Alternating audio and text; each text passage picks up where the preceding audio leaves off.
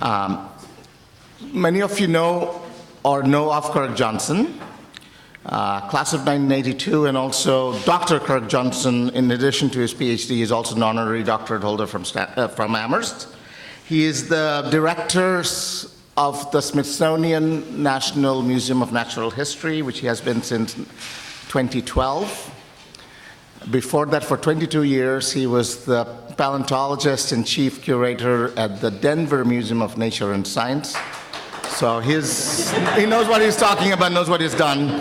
He has done excavations in about over 1,400 sites in 11 countries and 19 states. And he's kind of a media guy as well, as you might know. He's a television guy. He did the Nova series on the making of America in 2015, the three-part series that's been ravely reviewed as both educational and entertaining.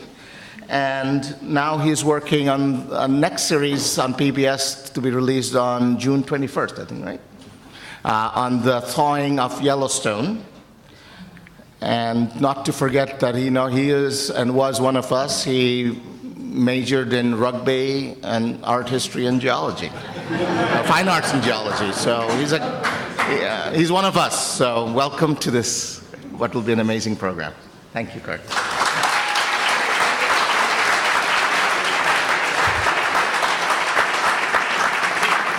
Thanks, Nazir, and thanks for coming, you guys. I'm at the Smithsonian now, which is kind of an amazing place. I didn't know much about it until I actually got the job of running a chunk of it. It's got 19 museums, and our government wraps itself in museums, which is a pretty cool thing. It's been an interesting couple of months in Washington, D.C. so far, and I know I'm up against Trump's first 100 days, but I'm glad you're here. We've opened 2 museums in the last decade, the National Museum of the American Indian and the National Museum of African American History and Culture, which is just finishing its first year. And the Smithsonian does a great job with that kind of stuff.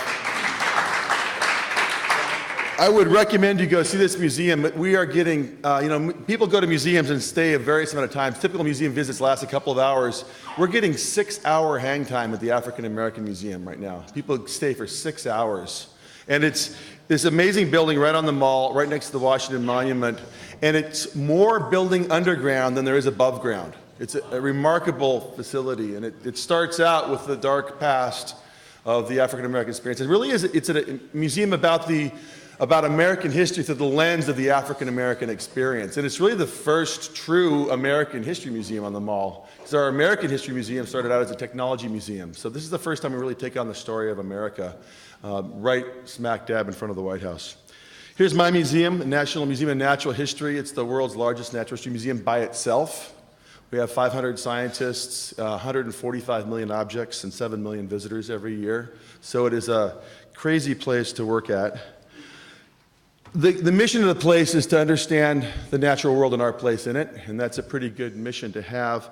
Last week I was in San Diego and gave a talk for a bunch of prospective donors at the home of one of my board members, and one of the guys in attendance was Bill Anders, who was the astronaut who was on Apollo 8, who took this first picture of Earth. He came around, he did an orbit around the moon. He was piloting the lunar lander. He came around the corner of the moon, and no one had thought to think that the Earth would rise when you did that. And he looked out the window, and there was the Earth rising. And he grabbed a camera, and it had black and white film in it, and he's like scrambling to get a color camera. And he took this shot, which was taken on Christmas Eve in 1968, first shot of Earth from space. It kind of puts it all in perspective, because that's what our museum is about, is that place. There's only one of them. There's no planet B. So we're really striving to understand the natural world and our place in it as we're changing things very rapidly. Now, Nazir gave me this incredible challenge when he called me. He said, "Can you use geology and paleontology of North America to explain our present political situation?" I was like, "Thank you, Nazir. That's awesome." I said, "I will try my best, but I think it's a bit of a stretch." But it did actually strike a nerve that I had been thinking about this thing about North America, because as the role as the director of the National Museum, I kind of am North America's natural historian. I kind of want to start talking more about North America as a continent. And when we talk about North America, we often forget that there's places like Mexico and Guatemala and Canada. But North America is our continent, and it's an amazing place. And I did, 2 years ago, I did this Making North America series where we traveled to 18 states, provinces, and Mexico to film it. And I just was refreshed in my mind what an amazing continent we live on. So I'm going to try and meet Nazir's challenge. You can tell me if I get there or not. It's impossible, actually. But there is North America, and it's, for all of its size and beauty, most of us don't get to see much of it. I mean, you look at the top half. How many of you have even been to the top half? How many of you even think that that we are an Arctic nation, for instance? Or how many people have spent much time down in Panama? We tend to think of North America as us and us as Americans, but there's a lot of different Americans. And I want to talk, I'll use the word America for North America here, the whole thing. And just to kind of give you a sense, the rocks of North America... The rocks of North America have been around for several billion years, but North America as a continent, as a distinct thing you could draw a line around, is less than 200 million years old, which is chump change in geologic time. The planet's 4.6 billion years, so about a 20th of Earth history has North America been something you could actually look at and say, there it is.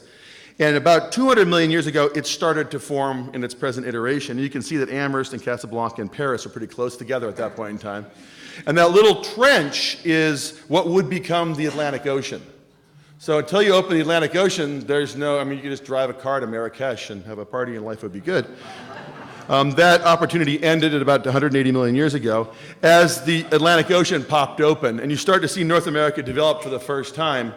And, you know, it doesn't look like it looks today. That's one of the things about geology. We tend to think that geology is not dynamic, but just go stand at the edge of a live volcano sometime, and that'll cure you of that concept. The place is erupting, it's moving, it's shaking, stuff's falling down all the time. You saw that the big landslide covered the highway in California 2 days ago. I mean, this place is on the move, and sometimes it's on the move really aggressively, but with time at your disposal, stuff shifts everywhere. And so the whole thing is a moving target. And as time progressed, 120 million years ago, you can see the Atlantic getting bigger. You can see that 90 million years ago, there's a couple things going on. One is that South America is an island to the south of North America. North America has a seaway cutting through it, and Europe is a bunch of islands. That's what happens when you have really high global temperatures and there's no polar ice. Sea level is 300 feet higher than it is today. 300 feet higher than it is today. 65 million years ago, you can start to see the shape of our continent coming together. You can see South America is still an island. 50 million years ago, still no ice. 35 million years ago, it's starting to look a little bit reasonable, but look at Asia, what a mess, right? All those islands, peninsulas. 20,000 years ago, the end of the last great ice age, we had ice and snow on top of where we are right now. And today, there is North America. Now, there's a different way to think about North America, and it's a way that was brought forth by this guy named Tim Flannery, who's an Australian who spent 1 year at Harvard. They have a 1-year fellowship for Australians at Harvard. It's called the Harvard 1-Year Australian Fellowship, I think. And Flannery, and it always takes an outsider to look at you and sort of see the big picture, but Flannery said after a year, he wrote this amazing book called The Eternal Frontier. And he makes this very simple observation. He says, North America has 3 corners. If you wanted to walk into North America, you could walk in the upper left-hand corner, the bottom corner, or the upper right-hand corner. And so you could either come across the Bering Land Bridge from Asia, you can come across the Isthmus of Panama from South America, or you could cross over from Greenland to Scandinavia. Now, that's not possible now, but it was in the past. So think of North America as a triangular room with 3 doors. And some of the doors are open at the same time and some are closed. And so right now, we have 1 door open. We have the door to South America open. The Bering Land Bridge is covered by the Bering Sea. I think obviously you can't walk from Greenland to Scandinavia anymore. So we have 1 of those doors open. But there's been times when 2 of the doors have been open and times when none of the doors have been opened. So I grew up in Seattle when they were building the Space Needle. I love the Space Needle because it's sort of a nice iconic thing. This is 1962, and apparently I watched it because I was a baby. I was 2 years old, but we lived right there. So we watched this thing go up. And the Space Needle is 605 feet tall. It makes a good ruler. 18,000 years ago, there was 3,000 feet of ice on top of Seattle. So there were 5 Space Needles worth of ice. And I was a little kid in Seattle, dealing rocks at a young age. I knew I loved rocks when I was a tiny child. I didn't really understand rocks. I just liked rocks. But at any rate, I also knew that Seattle was a pretty cool place to live. And Seattle is right over on the edge there, the left-hand side. When the ice was here, Seattle was a bad place to be, as it was also a bad place to be in Chicago, New York, or Boston. And those ice sheet covered right down the major urban centers. And here's what Seattle would have looked like using 5 space needles as rulers for the thickness of ice in downtown Seattle 18,000 years ago, which is not that long ago, if you think about it. You know, it's human civilization's been around for about 10,000 years, so double human civilization, you've got 3,000 feet of ice in Seattle. That's a real estate problem. That's climate change. So I was a Northwest Coast kid, and then I literally picked the Amherst name out of a hat. I had a great English teacher whose husband had gone to Amherst, and she said, you got to try that. So I applied to Brown and Amherst, and then I came and visited here, and the guys in the rugby team said, you can play right now if you want to play. You don't have to wait till you come to Amherst. We'll let you play now. I was like, great, I'm going to Amherst. And 3 friends and I loaded in a Volkswagen bus and drove across North America in 60 hours to get to Amherst when I got here. And I realized then how big the continent is. Drive across it, you get a sense of the scale for it. And before I'd come, I was digging fossils as a kid, and I found this site in eastern Washington that had amazing fossils in this paper shell. You could split the rock very thinly, and when you pop the rock open, you get not 1 fossil, but 2, both halves of the fossil. And there were exquisite fossils, beautiful fossil leaves of all these different kinds of trees. I learned how to identify them. We didn't have these kind of trees growing in Seattle because we had Pacific Northwest conifer forests. But when I got to Amherst, a couple things jumped out at me. One was it was really humid and hot. I'd never experienced that before. That sucked. I hated that. Also, it was a broadleaf deciduous forest. I'd never seen a broadleaf deciduous forest before because we didn't have those in Seattle. But what really blew my mind was I recognized all the trees because I'd found them as fossils in Washington State. I could walk through the forest and go, oh, no, that one, no, that one, no, that one. So that was a very curious thing. And then third, Pratt Museum. What an awesome place. I walked into Pratt Museum like, okay, this is the perfect place for me. And I spent my entire time working at the Pratt Museum as a cataloger all 4 years. I had a special room in the basement where I'd go when you guys wouldn't see me and we weren't at Chi-Fi or something like that. I was in the basement of the Pratt Museum. And you'll note the mammoth. Right? That mammoth was collected by Frederick Loomis, one of the Amherst professors, in 1923 in Melbourne, Florida. So I was just down there a couple of weeks ago and noted the site where it came from and stuff. And there's more to this story, but that mammoth, and of course these incredible footprints, which are local fossils collected by Hitchcock himself. And of course the new Benesky Museum is an amazing place. Great work on the college's part to make the Benesky Museum a real central part of the campus. So why I kind of was psyched to give this talk was I never really thought about North America as 3 corners. I've been thinking of it for a long time, and I'd never given a talk about it, so I thought this is a good time to give that talk. And the reason it's interesting to me is that I've spent a lot of time at each of the 3 corners, which are sort of an unusual thing. Most people haven't been to the Bering Sea and eastern Greenland and Panama. Maybe 1 of the 3, maybe 2 of the 3, but for whatever reason, my career has taken me to those places. And right after I graduated, I got a job at the Marine Geology branch of the USGS, based in California but working in Alaska. So within 2 months of graduation, I was trapped in sea ice in the Bering Sea on this ship. It was a great thing to do. I had a really delinquent supervisor who, in fact, was not in California when I arrived, and he just left some notes saying, I'm going to be in Spain for a lot longer than I thought. Here's the grant money. Proceed to Alaska. Do your work. Which I did. It was awesome. Like 0 supervisor is a great way to go, by the way. And the Bering Sea is amazing because in the winter it's covered by ice, and in the summer it melts off. And in that no ice condition, you get incredible marine mammals. You have walruses and ring seals and polar bears and bowhead whales and gray whales. And we were doing the geology of this no ice place, looking at the impact of the marine mammals on the seafloor, which seems like a pretty obscure thing. But if you think about it, that these animals, like these walrus, these 2-ton walrus, float around on these little motorhomes of ice out there, and they dive 200 feet down to the bottom, and they snarfle up clams, like we were doing last night in our 1982 tent, off the seafloor. And a single walrus can eat 5,000 clams in 1 day. And we know that because when the Eskimos cut open the walruses, you can count the clam bellies in their stomachs, and you get 5,000 clam bellies in one stomach, in one feeding sequence. They don't ever ingest the shells. They just spit the shells out like pistachio shells. And we were trying to figure out how this is going. If you think about an ice-covered place, the ice floats, but it also gets turned on its side. And imagine the walruses are working in the underside of that thing. And that seafloor is also, the ice is gouging the seafloor, and the walruses are gouging the seafloor. And that was a great project. We got some good science out of it. Never really occurred to me at the time that we were actually in the Bering Land Bridge. Like right underneath the gouged seafloor was the flooded Bering Land Bridge. And this is what it looked like during the ice maximum when sea level was lower. There wasn't a Bering Sea there at all. It was just open land between Siberia and North America. And when you have open land between two continents, the door is open, and animals can come and go in both directions. And it turns out that the Bering Land Bridge is this amazing portal through which animals and people have come and gone for over 100 million years. It's the way into North America. If you want to immigrate to North America 80 million years ago, you come across the Bering Land Bridge. And the fossil record in Asia and in North America, and in fact in South America, tells the story of the Bering Land Bridge, this upper left-hand corner of the triangle. If you go to Fairbanks, for instance, there are these amazing mummified animals they find in the gold mines. They're gold mining with hydraulic water, spraying the permafrost, and out pop frozen, intact Ice Age mammals, like this mummy of a 30,000-year bison.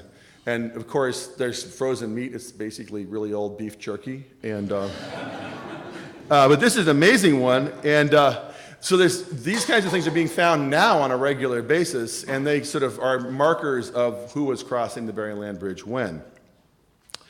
If you think back to this previous diagram I showed you 90 million years ago, you can see that the Bering Land Bridge is still there, but North America looks a little bit different.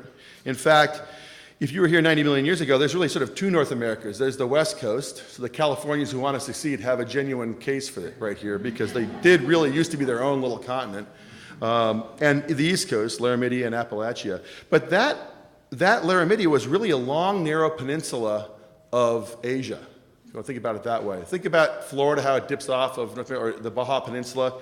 If you look from the top, from the polar view, you could have driven in a straight line from Mongolia to San Diego across the Bering Land Bridge in a long, narrow strip of land. And as a result, we find the same fossils in Mongolia and Western North America.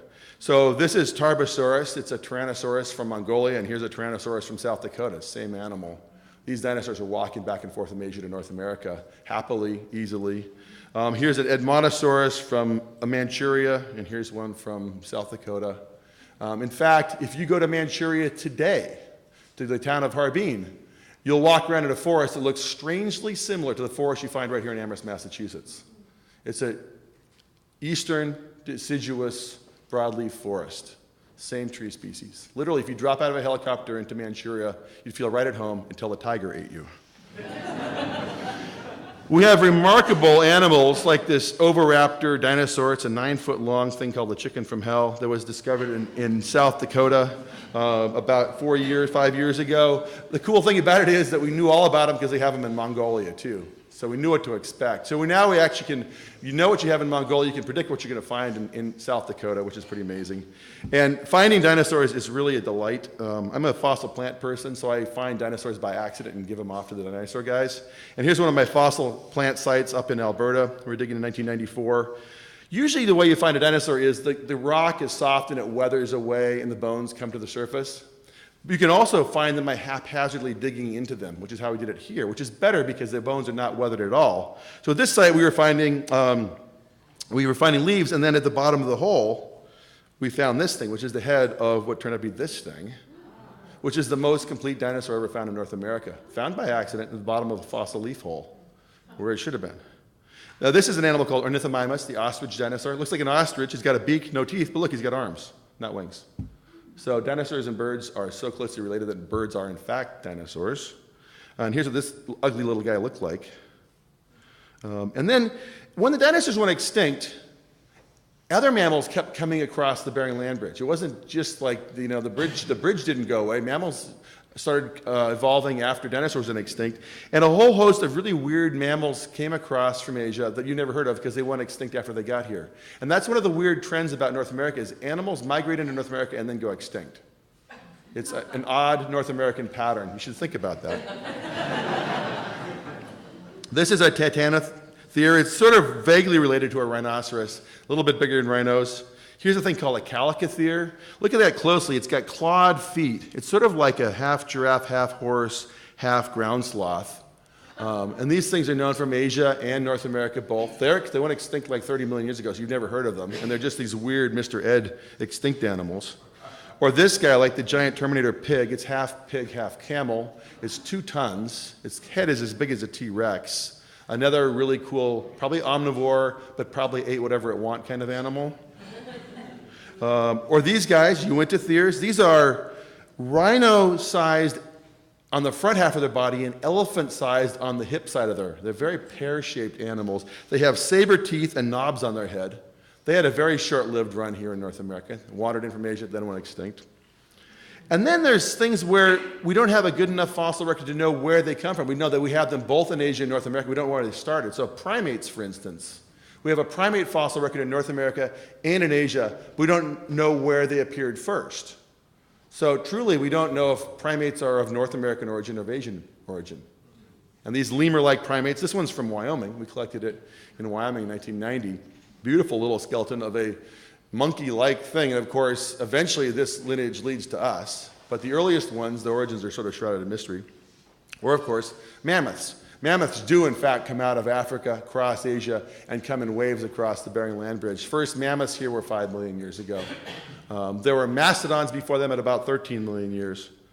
And even lions. We had genuine African lions here in North America as recently as 12,000 years ago. And I was sitting in my office in Denver in 1994, and a guy walked into my office holding this amazing jawbone. I'm like, wow, that's a cool jawbone. Where'd you get it? He said, well, I got it in a gravel pit in eastern Colorado. I was like, I wonder what it is. And we went to the mammal collection and started comparing it. It was actually the jawbone of an African lion from Colorado 12,000 years ago.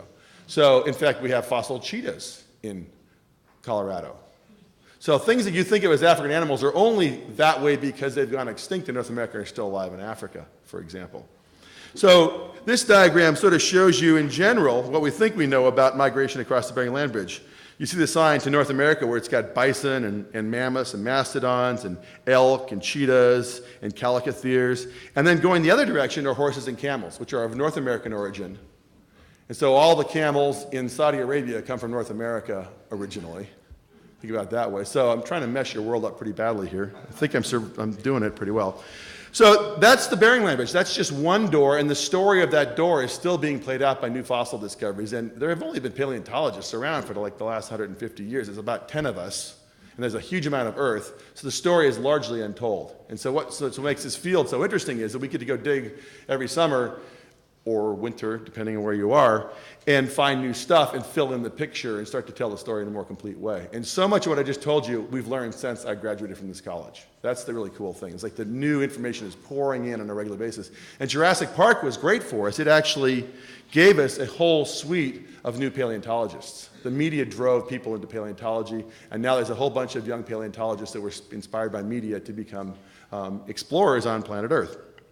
Okay, the next gate, Greenland, Scandinavia, even a more obscure one. If you've heard of Bering Land Bridge, you probably haven't heard of Greenland, Scandinavia. I was my second job. I got so lucky in my job thing. In 1983, 82 and 83, I went to the Bering Sea, and then 84 and 85, I went to the high Arctic with National Geographic to a place called Ellesmere Island, which is just to the left of Greenland. Ellesmere Island is the size of England. The island next to it is Axel Heiberg Island. That's the size of Ireland. Axel Heiberg is uninhabited. It's the size of Ireland. It's uninhabited. Ellesmere Island has 150 Eskimos, 12 RCMP guys guarding it for Canada, and 10 people at a weather station. It's less than 300 people on the entire island the size of England. When you go there, you just fly north forever. It's, you fly north for a long time, then you get in this little plane, and you fly north across this completely frozen wasteland where the mean annual temperature is minus 30 degrees. Winter is basically 11 months. Summer's about a month. The sun is up during the winter. You're 2,000 miles north of the Arctic Circle. The sun is up all day long. The sun just goes around in the sky like this, which is really, really cool. And if you knew which direction north was, you could tell time from the sun, but the problem is you're north of the magnetic North Pole. So your compass points sort of south-ish instead of north. And then you land on the ground, which is frozen ground, and get out, and they fly away, and you're left there. And I went there for 2 summers with just 3 other people, just 4 of us for 2 summers, basically like a 10-week trip each time. You can see our little town down there, 1 food tent, 1 sleeping tent for each of the 4 of us, and that was it. And the place is crazy, crazy cool. There's only 1 species of woody plant. This is the Arctic willow. This is about a 200-year-old tree right here. It's about 3 inches tall. Remember, the summer lasts 1 month. At the end of the 1-month July summer, the foliage changed color like it does here in New England. Like here's the New England foliage in the high Arctic. Then the leaves fall 1 inch to the ground, and that's it for summer. And there are some really cool animals there. And you're walking around, right? You're basically walking around with no trees to climb because they're this high. And you're on a landscape that's full of a little bit of dangerous thing. Like I came around the corner and here's a big male musk oxen, or this white wolf, or in fact polar bears and walrus. So we were armed, but not particularly dangerous when we were up there. And what's cool about Ellesmere is that it has remnants of the Ice Age on it. So these ice sheets that make up the Ice Age retreated back here, and they're still there. So this, what you're seeing here, is a very hard picture to see, but look in the middle of it, there's a little tiny vertical line. That's a 300-foot high waterfall. So you're looking at an ice sheet that's 5,000 feet thick in the middle, 300 feet thick at the edge, and there I am standing at the bottom of it. It's a remarkable place, and so few people have had the privilege of going there. And we just got to hike around. Here we are on Axel Heiberg Island hiking, and we're the only people on Axel Heiberg Island for the entire summer. So I was on an Ireland-sized island for 10 weeks with nobody else except my 3 other buddies. And you can see us fording a river, carrying our hope we don't run into a polar bear gun. And I was with this woman on the left, Mary Dawson. She's an amazing woman. She was the woman who had the idea that if in fact and this is a theory, if in fact there was a door from Greenland to Scandinavia, that you should be able to find fossils that would provide evidence of that. So she went north searching for fossils, and she found way more than she could have expected. And a fossil in the Arctic looks like this. It's kind of crumbly rocks, because every year the ground freezes solid, and then in the summer it thaws a little bit, and then it freezes and it thaws. So anything that comes out of the ground is shattered by freezing and thawing.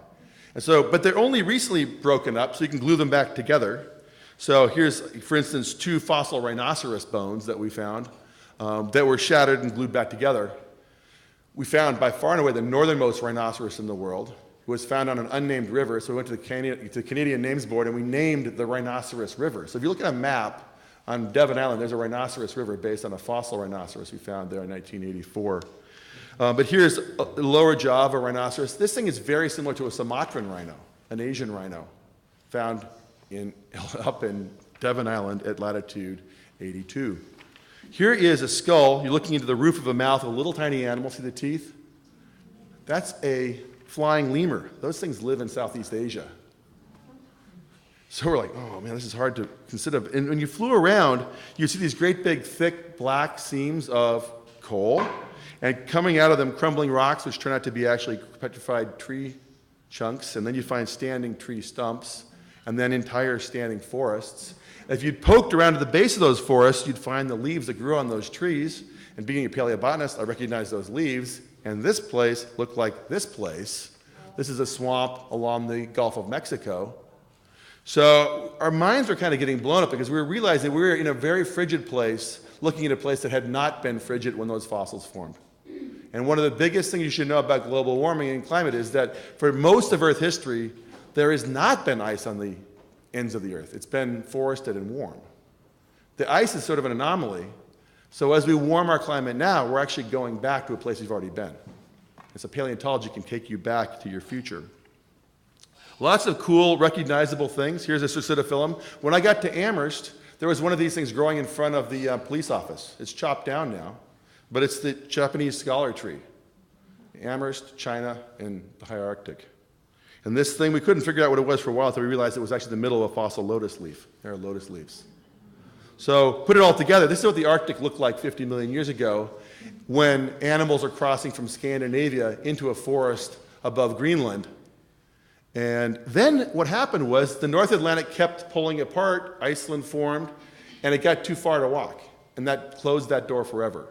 The North Atlantic is now a wide open passage between the Arctic Ocean and the Atlantic Ocean, and that door was shut. Which brings us to this sort of view of here's what it looked like right before that door was shut. You can see it's just a narrow channel. Remember how we opened up that little ditch between North Africa and Amherst? Here we are opening up a little ditch between Scandinavia and northern Greenland. And once you widen that up, you get the ocean in there. So that takes us to the third gate, the Isthmus of Panama. The Isthmus of Panama is a pretty amazing thing because it's relatively recently formed. There's a big debate going on right now, but by and large, there's some agreement that Panama formed when North American plate, the Caribbean plate, and South America collided, and that isthmus uplifted about 3 million years ago, which means before 3 million years ago, you had North America, not accessible to South America. After that, you may have a continuous back and forth between North and South America.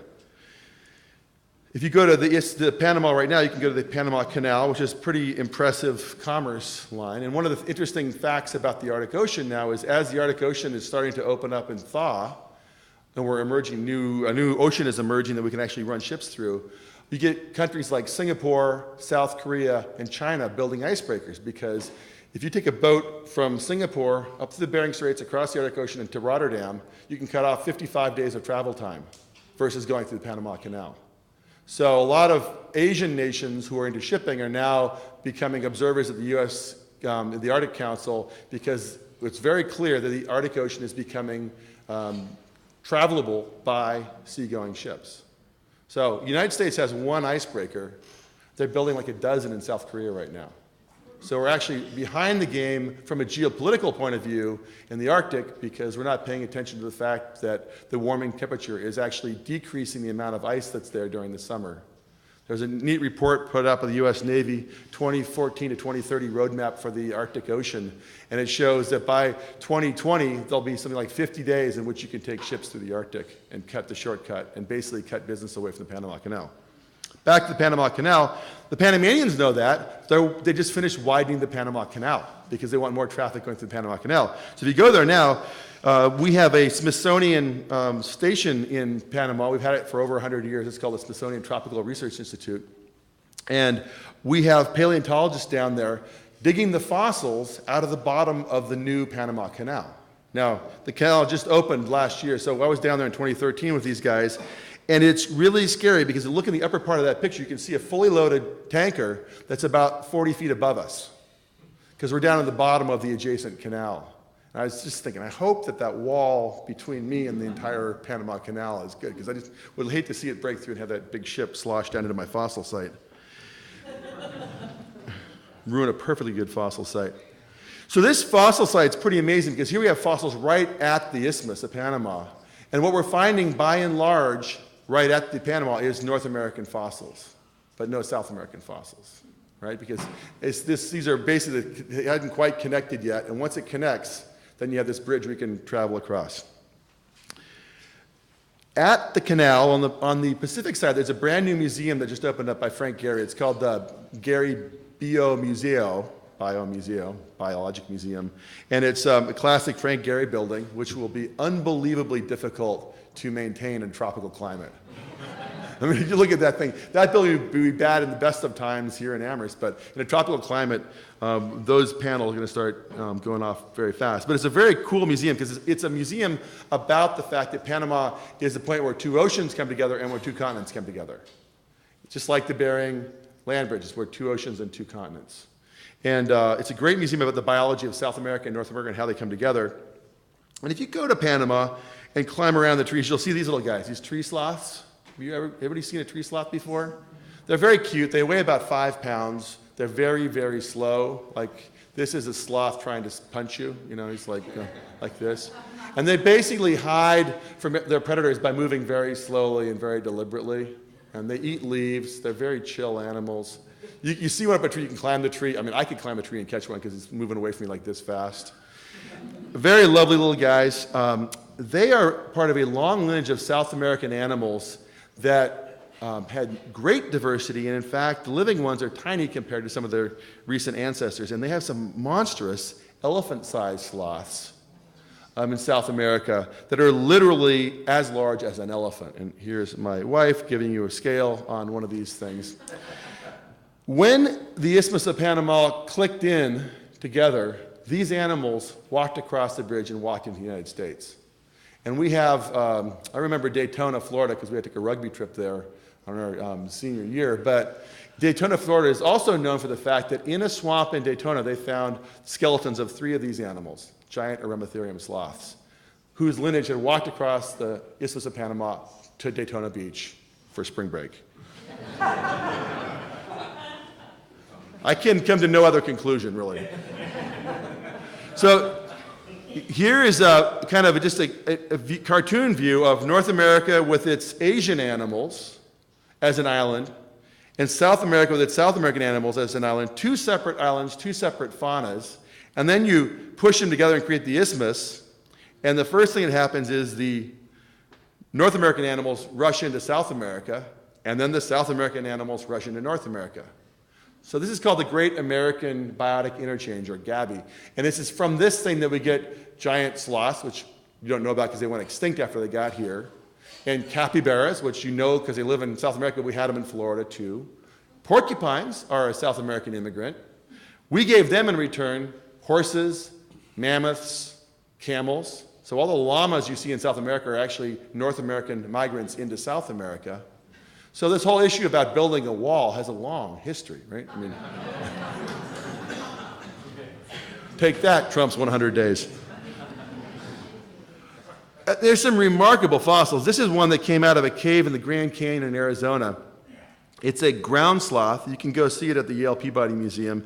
You can see it's actually got patches of a hide still on tap. The hide is still on there. It has red hair. It's a ginger. And it was totally articulated. And the reason it's so well preserved is these sloths lived in these caves, and the caves are completely full of sloth dung. But they ate plants, so it was not so bad. But they literally buried themselves in their own dung. And if you crawl into these caves, you can get these beautiful pieces of fossil sloth dung, and then occasionally you find the sloth that did the dung. There was a big problem in the Grand Canyon Park because one of the caves, the sloth dung actually caught on fire. They couldn't figure out how to put it out. So there was a smoldering sloth dung fire that was burning 12,000 years after the dung was in place there. And then these are really cool. They're basically little animal Volkswagens. They get pretty big. They're called Glyptodonts. And the Glyptodonts are related to armadillos, but they got to be the size of cars. They have armored tails, armored skulls. They're slow-moving beasts. They're all over South America. If you go to Argentina and go to, say, like Mar del Plata, which is sort of the Miami Beach of Argentina, and the sea cliffs in there, you can actually see these things in cross-section. There's fossils of them all over the place. But they, too, came across the Isthmus of Panama, and this one was collected in Cochise County, Arizona, right next to Sandra Day O'Connor's ranch. What's cool is these giant sloths. This is a guy in Florida holding just the hand of one of those sloths, and those big things are claws. He just sets a scale, and here's an actual skeleton of one of those things. They're massive ground sloths that basically known from Central America all the way into Florida, then they went extinct as part of the great megafaunal extinction.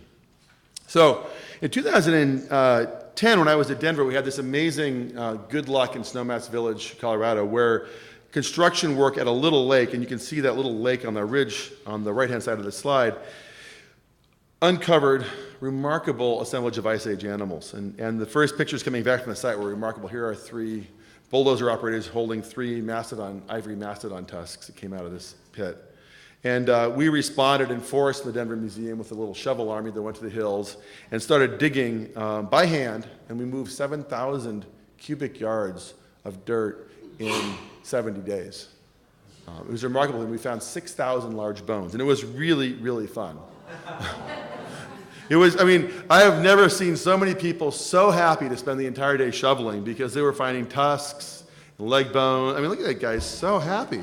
It was like this gigantic Flintstones kind of thing. And we found really incredible things. At one point, we were digging, we still had bulldozers in, and the bulldozer clipped off this, and it looked like a tusk. When we looked at it closely, it was actually a bone.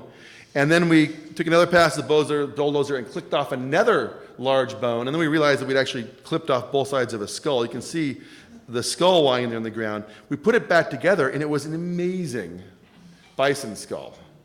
Over 7 feet from horn tip to horn tip. And the horn tips are broken, so add a couple of feet on both ends there. You've got an animal that looks like this, like nothing you've ever seen. We've been doing the DNA on this animal. It's called Bison latifrons, and paper just came out 3 weeks ago in PNAS. This thing is one of the oldest bison in North America. This is one of the first descendants of the bison that came across the Bering land bridge.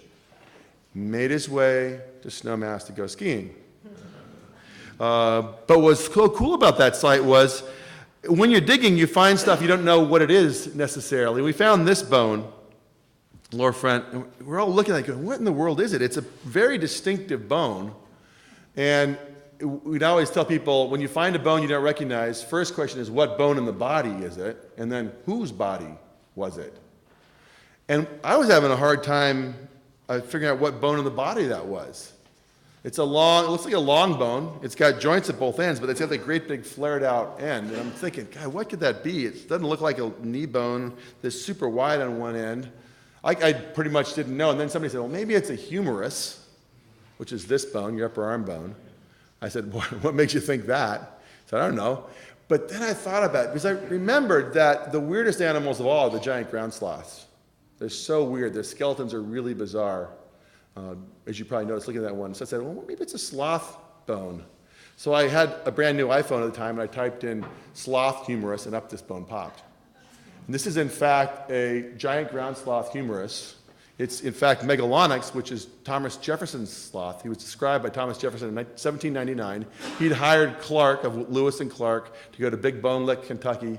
They brought back this thing, which had great big claws. It was a grizzly bear-sized animal. And Jefferson thought it was, because of the claws, he thought it was a tiger. He didn't have the skull.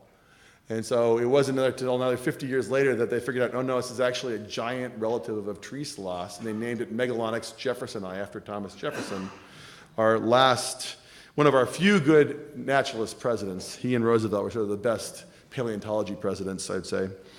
But this is what this animal looked like. Grizzly bear-sized sloth in snowmass. So what you see here then, at the snowmass fauna, we had mammoths and mastodons, which are Asian animals that came to North America. We've got camels and horses, which are American animals that went from North America to Asia and then went extinct in North America. We've got deer that came from Asia and bison that came from Asia, and we've got sloths that came from South America. So our continent has been a melting pot for a very long time. It's not a modern concept. It's not a human concept. It is the nature of North America to be the melting pot. Now, speaking of humans, the origin of humans is well anchored in the last 50 years of paleontology in East and South Africa. We really do have a good grasp that our lineage of primates split off from the ape lineage about 6 or 7 million years ago. And some of those earliest fossils are in numerous fossil sites in Africa. And it looks very much like also our species evolved in Africa and did not leave Africa in any great way until about 80 or 90,000 years ago. We as a species have been around for about 200,000 years. Call that 2,000 centuries, if you will. And we've been pretty smart and clever. Sometime around 70,000 years ago, we figured out how to do stuff like art, and by about 10,000 years ago, we figured out how to grow our own food, and that caused all the problem we're in right now, as Deb was telling us about yesterday, all this big food. But so here's Lucy. This is a 3.5 million year old hominid from Africa, and one of the big endearing questions is, when do humans first get to North America? When do they show up in North America, and thus in South America? And we don't have any fossil evidence of the first humans in North America. What we have is stone tool evidence. We have tools, we have butcher sites, so we actually have tools that the first people used, but not the first people themselves. The oldest skeleton in North America is about 10 or 11,000 years old, 12,000 years old. But we start finding things like this. We find, and this is the case, a pair of ribs with a very beautifully hafted stone tool projectile point with the ribs. This was found in Folsom, New Mexico in 1926. There are a number of these sites which show that these first humans that we have evidence for were actually hunting mammoths and horses and butchering them and eating them. So the first people came across the Bering Land Bridge were eating these big animals. There's more evidence emerging that they might have been here as much as 20,000 years ago, and you may have seen a news report 2 weeks ago suggesting a find down in San Diego was 130,000 years old. Very controversial. I went and looked at this stuff. It's very interesting. And what's so cool about paleontology and archaeology is never say never, because until you find another fossil, you don't know what the answer is. We're just building this picture out. We're fleshing out this amazing picture. But for sure, 13 or 14,000 years ago, we had humans in North America. I was just down in Vero Beach, Florida, which is right where Frederick Loomis collected the mammoth, the Ammas mammoth that's on display in the Medici Hall. There is an active site there now because right with that mammoth in the adjacent county. They have a site that Loomis went to that had human bones with mammoths. It's one of the first sites in North America where we actually have not just the evidence of humans, but the actual human bones. And of course, in 1926, they found the bones, and then they lost them. This thing called Viroman is missing. It went to the Smithsonian, and then the Smithsonian claimed they sent it back to Florida, and Florida doesn't have it, and the Smithsonian doesn't have it. So the Viroman himself is missing. But they've reopened the excavation digging right now. It'll be on Nova, a show about this Viroman site, which is kind of cool because it's an Amherst story. And then to wrap it all up, in 1941, there was an Amherst professor named Wood. And Wood led this thing called the Wood Commission. And basically, it was before, in 1941, it's before World War II, it's before we really understand radioactivity, it's before we're able to date things, because one of the byproducts of the Manhattan Project was the ability to use radioactive decay to date rocks. So before World War II, you could ask me how old a rock was, and I could say, I don't know. After World War II, I could start saying, well, we know the Earth is 4.56 billion years old, and we can start to date individual things. So before World War II, the paleontologists had to figure out different ways to tell how old things were, and they used a really interesting technique called North American Land Mammal Age, NALMA. And basically, each one of those things, oldest in the bottom, youngest in the top, represents an influx of animals coming across the Bering Land Bridge and then going extinct. And they named those things for where they found them, and there's a whole bunch of them. There's 27 NALMAs, which is 27 different waves of animals coming across the Bering Land Bridge, or across the Greenland Land Bridge, or eventually across the Isthmus of Panama Land Bridge. And if you look at the very top, Rancho La Brea is third from the top. That's the first bison. We now know the first bison is about 150,000 years ago, roughly about the same time that humans were getting up and starting to move around. Above that, Santa Rosian. That's based after Santa Rosa Island in the Channel Islands of California, where they actually have human bones in sediments that are about 12,000 years. First real evidence of humans as fossils in North America. And above that, St. Augustinian, that's named after the town of St. Augustine in Florida, the first permanent settlement here by Europeans in 1565. So at that point, you start getting a different kind of migrant, those that come by boats. First, there were Portuguese and Spanish, then English. We're doing an amazing dig right now in Jamestown colony, where there's the first English settlement that stuck in 1608. We've actually been able to dig up and excavate the church where Pocahontas got married, the real Pocahontas, not the political Pocahontas. And over the next 4 months, we're doing more excavations at Jamestown, and we actually are finding the bodies of named individuals, which is pretty amazing. Last year we had trifecta with the cover of New York Times, the Washington Post, and the Wall Street Journal with our excavations at Jamestown. So we're learning a lot about that. And of course, if you think about it then, coming with the Europeans, are there enslaved Africans? So the last wave of immigration is not across the land bridge, but across both the Pacific and the Atlantic by boats, with wave after wave of people coming to North America, creating political havoc. And that's my best effort at answering Nazir's challenge. Thank you.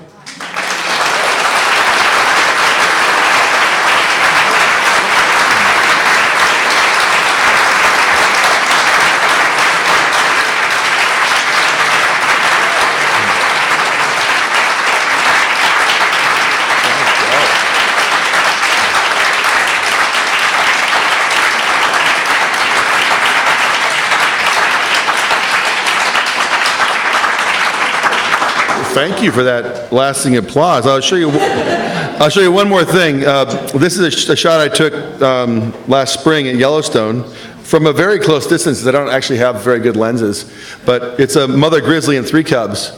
And thinking about North America this way makes me think, and you should think this way too, whenever you see any animal, ask yourself, where did it come from? Like, what's its evolutionary lineage? What's its geographic history? And bears are Asian animals that have come in across the Bering Land Bridge. And grizzly bears. There's a whole world of fossil bears. I shot this. We did this great show about Yellowstone, which is an amazing place. It's called The Great Yellowstone Thaw. It airs on June 21st, 28th, and July 5th on PBS, 9 p.m. on Wednesday nights. And it's really asking the question, how does climate change affect Yellowstone as it goes from winter, spring to summer? Because Yellowstone has really cold temperatures. It's high elevation and it's in the middle of the continent. But by the summer, it's 100 degrees and there's forest fires. So animals that live there have to go from minus 40 to forest fires every single year. And how does climate change affect that? And it was really fun to do a show in Yellowstone because and when you're doing television presenting, you're basically standing around all the time because the camera crew are getting ready and stuff. And all you have to do is say like 3 sentences at a certain point during the day. So all the rest of the time you can watch the wildlife. And it was incredible to spend a lot of downtime in Yellowstone just standing in one place watching wildlife, and enjoy the show. I'll ask anybody have any questions from the talk? Kla? What's the latest thought on the Yellowstone area and how unstable it is geoseismically? Yeah, so as you know, Yellowstone's a super volcano. It's blown up 3 times in the last 2 million years. When it blows up, it is god-awful. I mean, it's a huge volcano. You can't really see the volcano itself because it's actually more or less the size of the middle of the park. It's a gigantic caldera. If it were to blow up, it would put like a meter of ash on St. Louis, to give you some sort of sense of it. So, I mean, it would cause extreme death and inconvenience across the American Midwest. So I would be in trouble in Denver, is what you're saying? Yeah, no, Denver would, kind of depending on the wind and stuff. But what's interesting is North America is moving to the northwest over this hot spot. So if you look out in Idaho, there's previous eruptions going back 15 million years. And one of the best fossil site in North America is a place called Ash Fall, Nebraska, which is a spot that's about 15 million years old, where a precursor to Yellowstone blew up and put a couple meters of ash in eastern Nebraska and killed an entire herd of rhinos. And they were buried in place. And it's really hard to get to. It's even like a 3-hour drive from Lincoln if you find yourself in Lincoln or Omaha. But it's worth it because there are literally dozens of perfectly preserved rhinoceros skeletons, mothers and babies, fossil flamingo-like birds, horses that were just smothered in a Pompeii-like situation. You've seen Pompeii, they're just casts of people. These are perfect skeletons.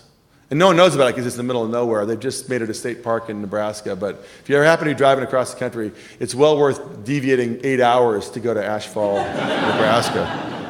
But one thing that's interesting, as North America is moving, right at Yellowstone, you come on to the heavier, older craton of North America. So that hotspot is now basically, think about it, sort of running underneath a great big, huge plate of rock. So my personal sense is that they've done a lot of imaging, and there's several thousand earthquakes every year in Yellowstone, which are basically seismic adjustments in a partially filled magma chamber down there that's about 7 miles deep, and it's got the volume of the Grand Canyon. It's about 15% melted right now. It's definitely the real deal. And all those geysers, half of the world's geysers are there. That's all that heat is being generated by that chamber of partially molten rock. I think it's getting tucked under the craton, though. If you're up to me, I'm not too worried about it. I'd worry much more about a Seattle earthquake than a Yellowstone eruption. Yeah? What is your opinion on the existence of, was it Homo sapiens or Bigfoot? Oh, Bigfoot. Yeah, well, I'm not a whole lot of patience for sort of pseudo-biology, but on the other hand, there is a giant ape in Asia, Gigantopithecus, which is a really big ape. It's not a human, it's a big ape. It's a fossil. So, the idea that there might have been a precursor to a Yeti may be conceivable. There's no big fossil apes in North America, though. And, no matter how rare an animal is, we usually see animals. It's pretty unusual that biologists don't have a real clip on what's out in the animal world. We've explored the oceans less well by far. I mean, we're still finding new species of whales, for instance. Lots of new species of whales. So we have a lot to go for big animals on the water. But on land, we pretty much know where the big animals are. So I have a less than 1% hope that we'll see a Sasquatch. Yeah, Paul? Given that the traditional state of the earth is to have watery holes, does that give us any hope? Well, I mean, I take the long view on this particular question, of course. But it's pretty... Like the next, 30, 40 years. So that's the time that actually matters, because we're going to hit peak human, which is an amazing thing. We've been around for 200,000 years, and we started accelerating the population growth about 1800. where we had 1 billion people, and now we have 7.3. It was 3 billion when I was born, when you guys were born, so it's more than doubled since you were born.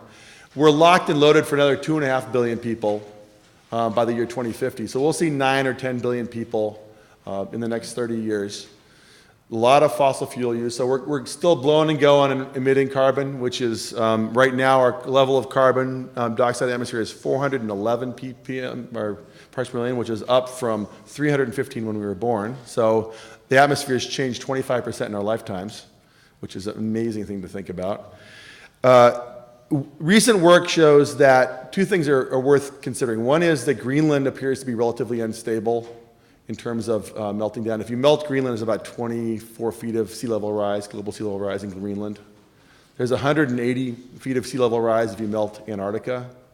So that's 200 feet of sea level rise, which is plenty to make any Dutch engineer get scared.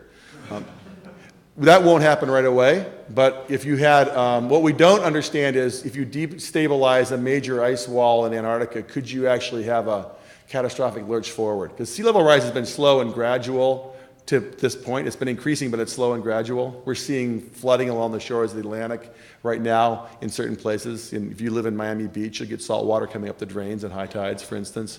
So the question I wonder about is if there's any surge, if it's just a little surge, if it's a surge that drops a really big chunk of an ice shelf into the ocean in Antarctica, or if Greenland's a little bit unstable on the 20 to 50 year time scale, you could see a more interesting and significant sea level rise in our lifetimes. I don't know what that'll be. Even if it's a foot, that's quite significant. I mean, you watch what happened during the hurricane in New York City. That was deeply inconvenient, right?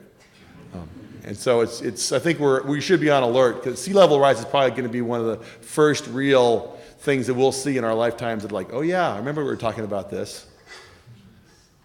Yeah. Thanks for the talk.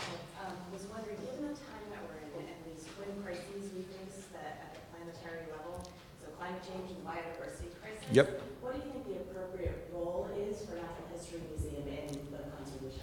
So I think that our role is to inspire people to think optimistically and realistically about the future. And what I mean by that is that there's way too much doom and gloom, because you're doom and gloom, you're dead in the water.